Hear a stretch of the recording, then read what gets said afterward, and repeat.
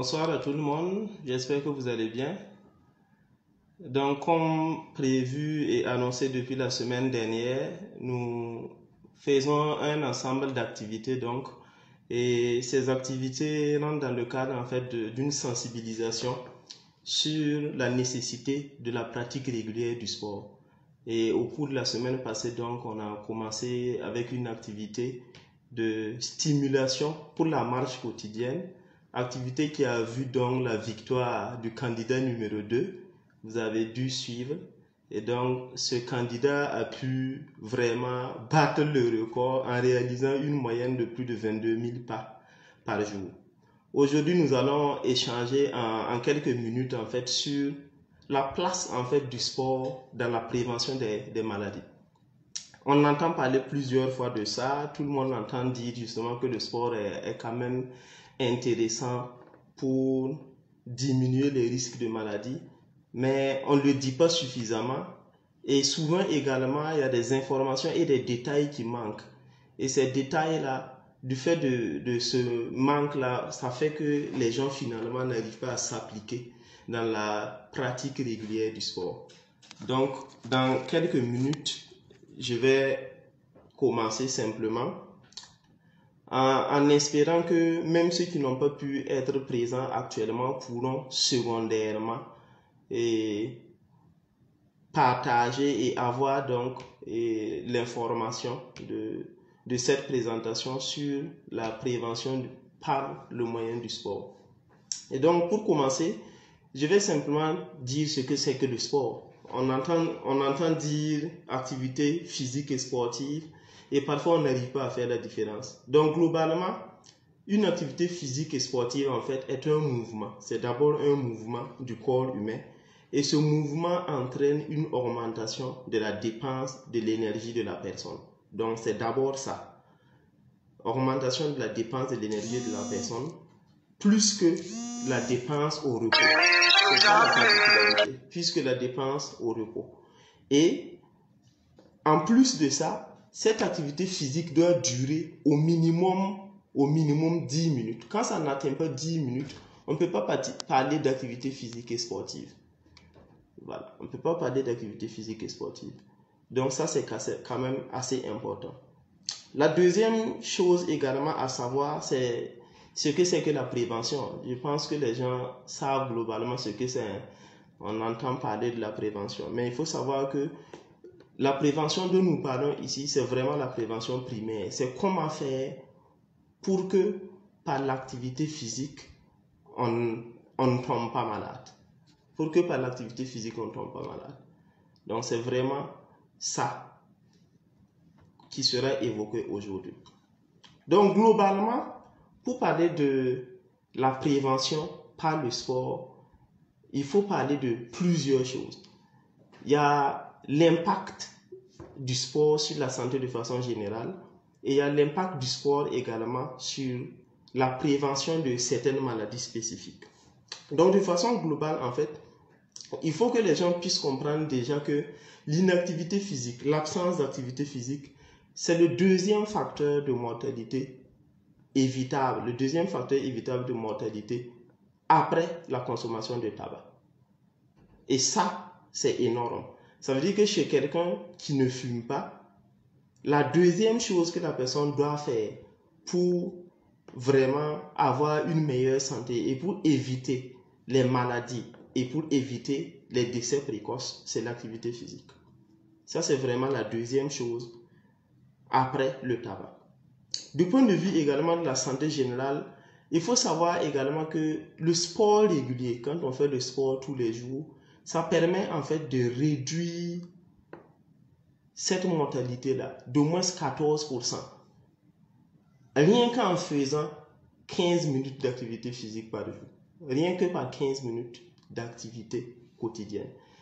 Donc, on peut penser, souvent les gens se disent que c'est en faisant 30 minutes, 1 heure de sport, mais c'est vraiment pas ça qui est important, c'est la régularité. En faisant rien que 15 minutes d'activité physique tous les jours, on arrive à réduire énormément le risque de maladie et aussi le risque de décès.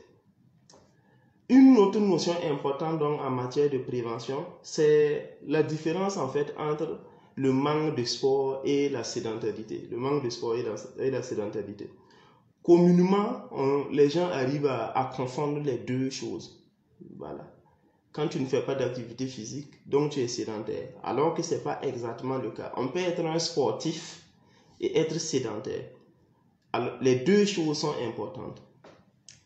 La sédentarité, c'est le temps qu'on passe assis ou couché.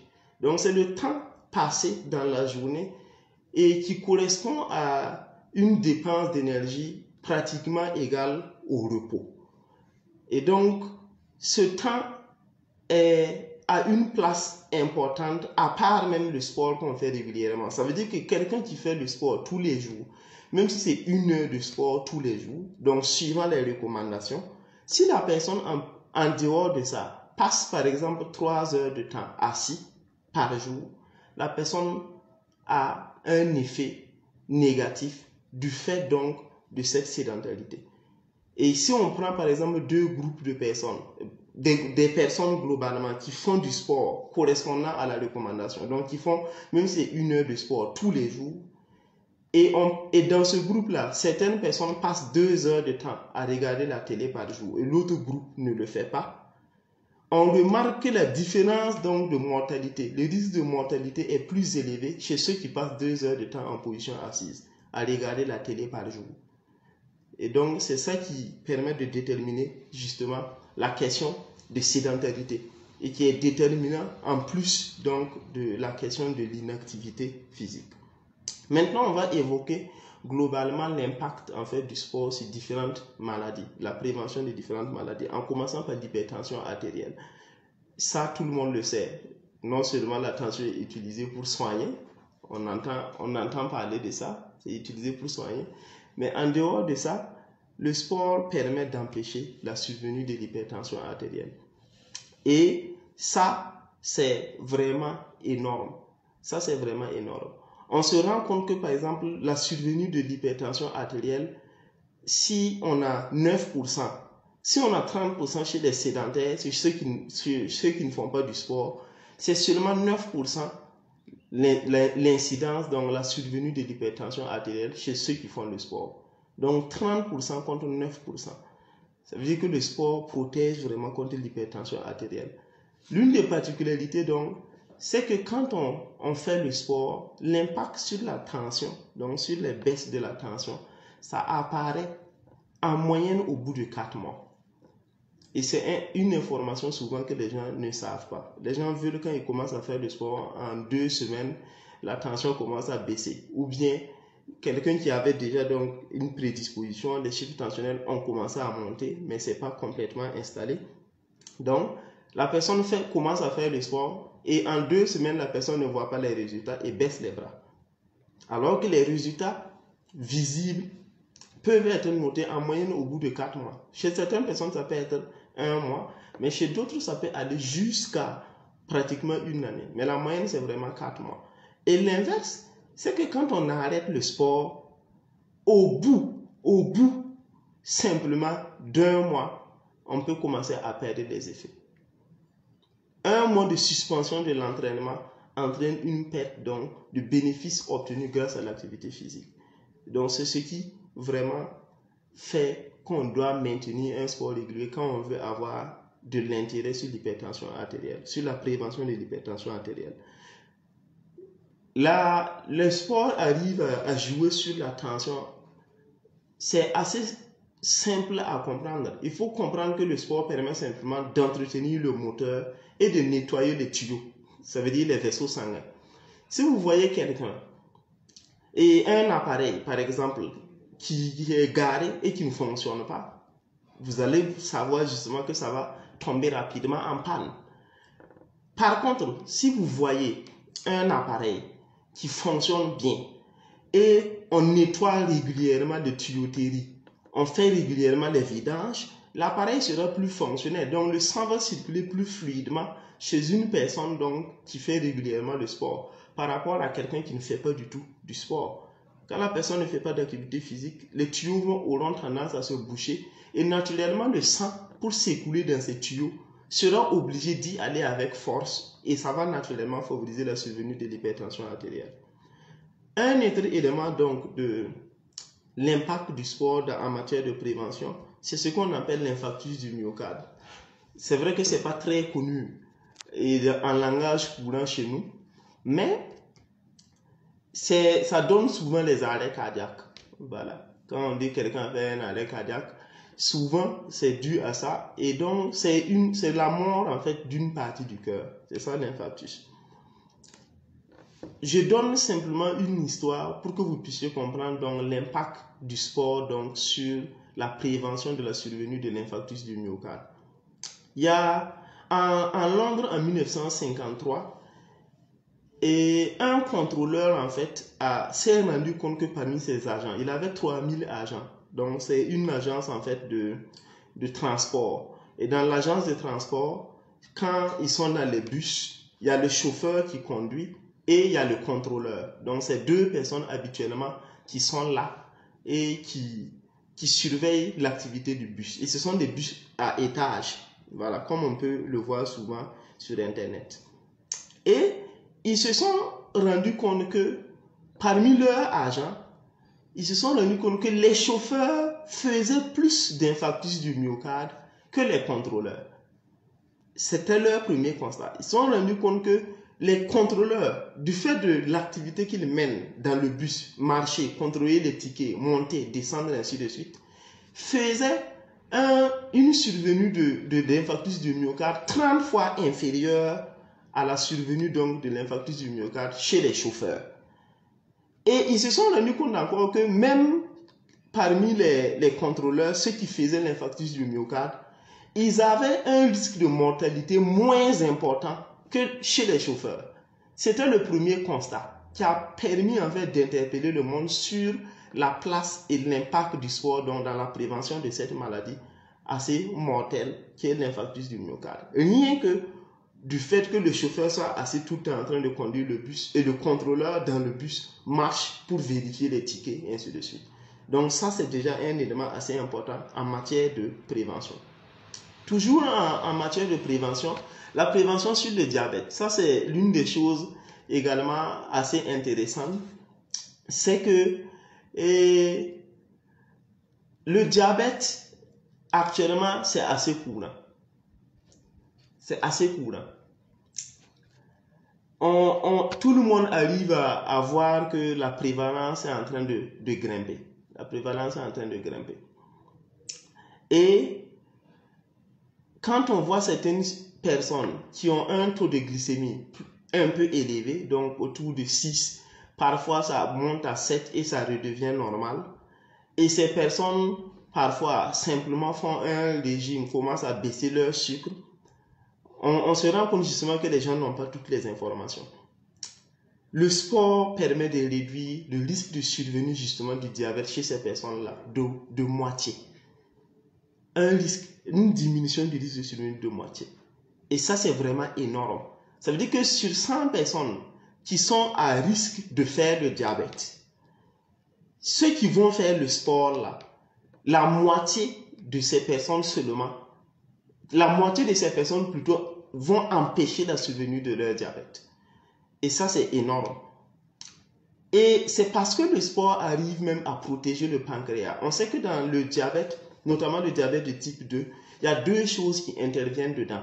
Il y a le fait que l'insuline est sécrétée de façon moindre. Parfois parce qu'il y a trop de graisse dans le pancréas et d'autres mécanismes qui détruisent les cellules qui sécrètent l'insuline. Donc, l'insuline est sécrétée de façon moins importante. Ça, c'est le premier facteur. Et le deuxième facteur, c'est que l'insuline sécrétée n'arrive pas à travailler correctement. Donc, on appelle ça l'insulinorésistance.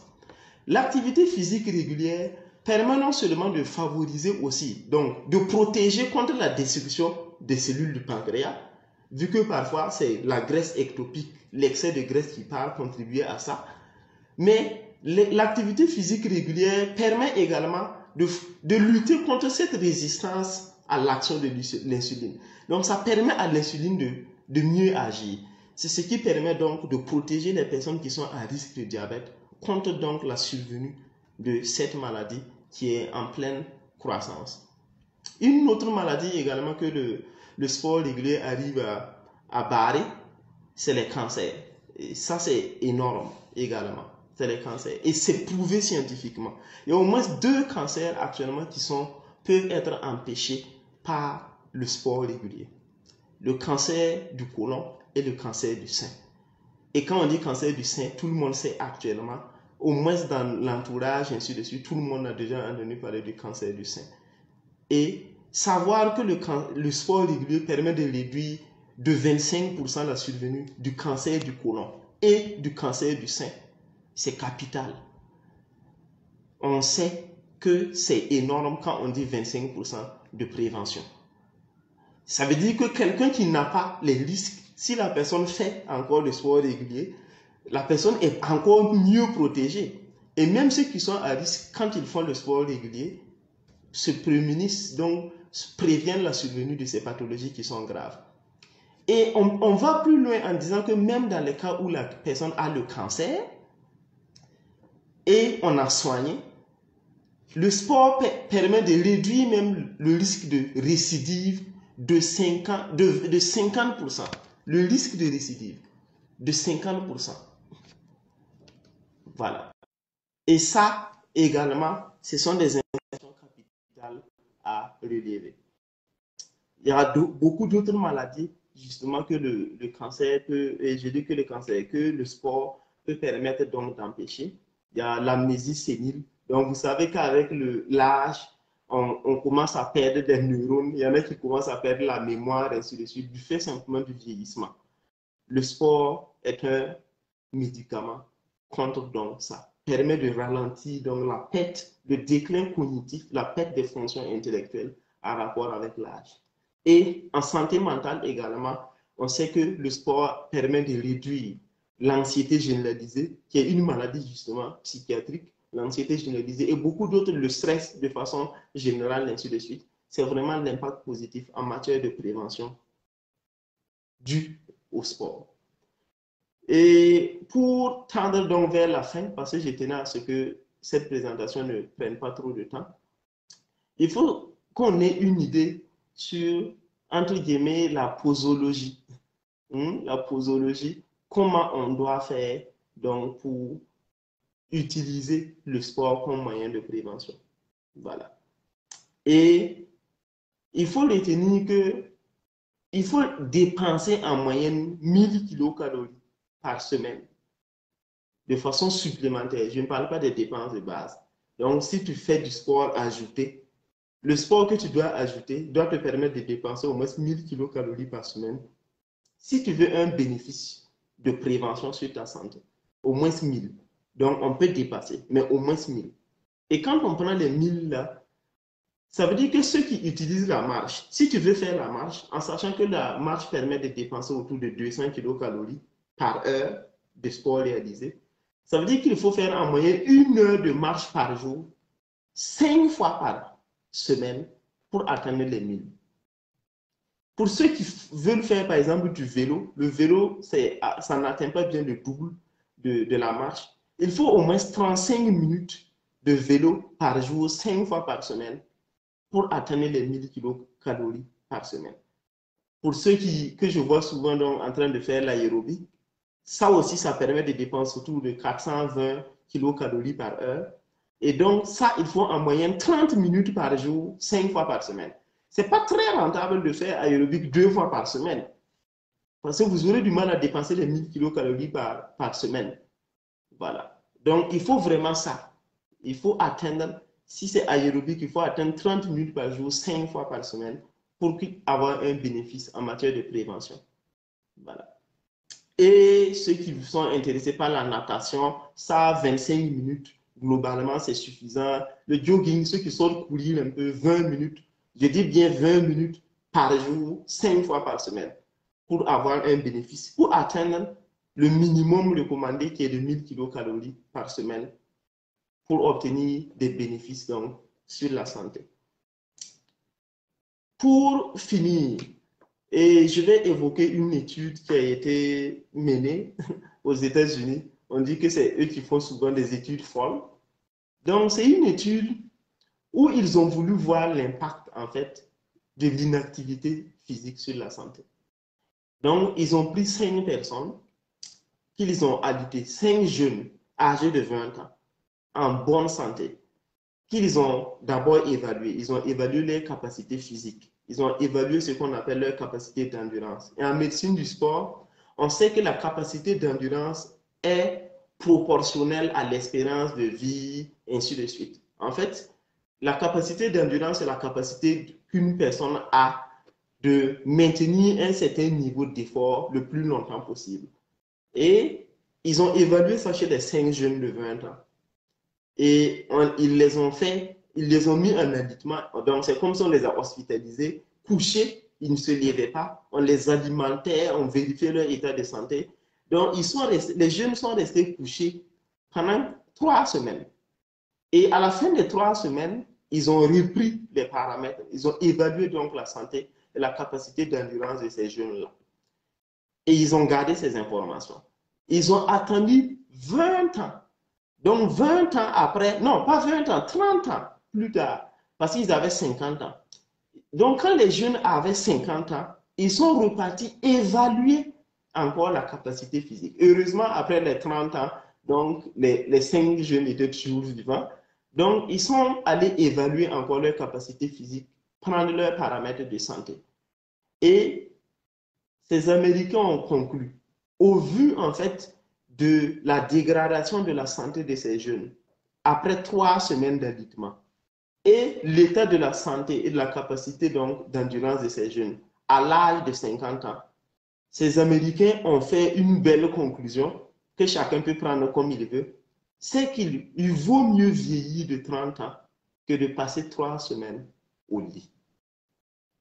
Voici vraiment ce que je voulais dire et merci à tout le monde. Et rappelons-nous que la vie, c'est le mouvement. La vie, c'est vraiment le mouvement. Restons en bonne santé. Merci à tout le monde.